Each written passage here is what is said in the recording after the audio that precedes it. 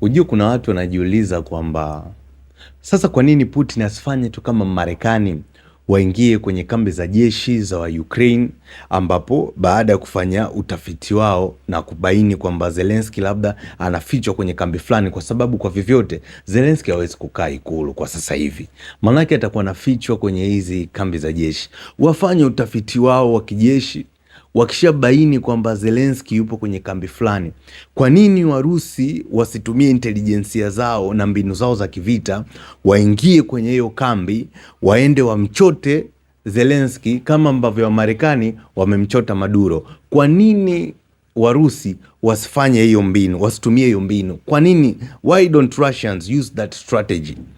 Sasa hapa leo niko kukujibu hilo swali. Ngoja nikwambie, ujue hapa it is all about malengo. Malengo ya vita yako ni nini? Malengo ya Marekani na Venezuela ni tofauti sana na malengo ya Russia na Ukraine. Ujue ukienda kumkamata kama ambavyo Marekani aliingia Venezuela akamsnatch Maduro akaondoka naye, manake ujue vita imeisha. Unaendelea vita ya nini sasa? Mnapigana nini wakati ule kiongozi mshamchukua?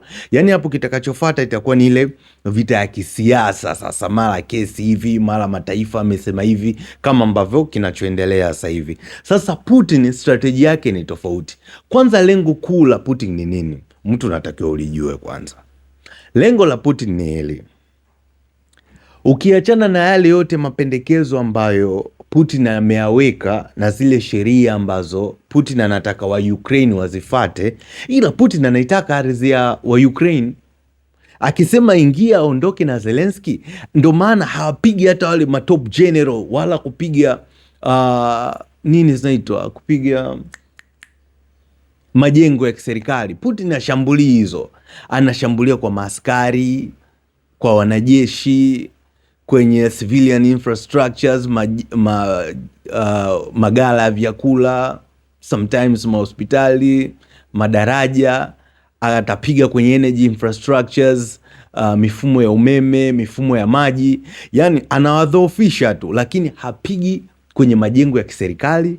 Hatarget wale top generals, wale officials, wale macommanders, hajawatarget wale, wala hajamtarget Zelensky. Kwa hiyo Mrusi strategy zake ziko hivi. Mrusi anaiprolong hii vita, anaitaka hii vita iendelee, kwa sababu kadri ambavyo vita inaendelea ndo kadri ambavyo kwenye battlefield kule Mrusi anazidi kusonga mbele, na manake anavyozidi kusonga mbele, ile ardhi ambayo anakuwa ameshai capture, kuanzia hapo inakuwa ni mali ya Warusi. Kwa hizo hapo ndo utofauti wa strategies za Marekani na strategies za Russia. Kingine, Putin anamunaga Zelensky akiendaga kwenye mataifa mengine ya West, EU, European Union, ama hizi North Atlantic Treaty Organization, hizi anaenda kuomba misaada ya kivita. Manake atapewa silaha za kivita, sometimes ataenda na wanajeshi wake kadhaa, maybe atapewa skills, atapewa manpower, atapewa mkwanja, manake huwezi kuendesha vita bila pesa. Kwa hiyo Putin anavyomuona Zelensky anaenda kwenye haya mataifa kuomba misaada ili kuweza kuiendeleza vita, ujue Putin anafurahia, kwa sababu ana uhakika, anapata assurance kwamba hii vita tunaenda kuiprolong, kwa maana ya kwamba atapewa vitu vya kijeshi, manake atataka approve point hivi kwamba labda kuna vitu kapewa, labda anaweza kabadilisha yani mwelekeo wa vita. Kwa Putin anafurahi sana ambavyo Zelensky anavyoenda kuomba misaada kutoka kwenye mataifa mengine. Kama alijui, Zelensky leo anatakiwa alifahamu.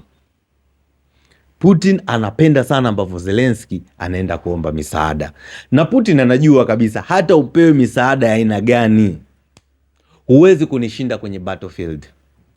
If you know, you know. They call me Dallas. Sometimes wananiita Captain Duper, Badman mtu mbaya. Until then, have a good one.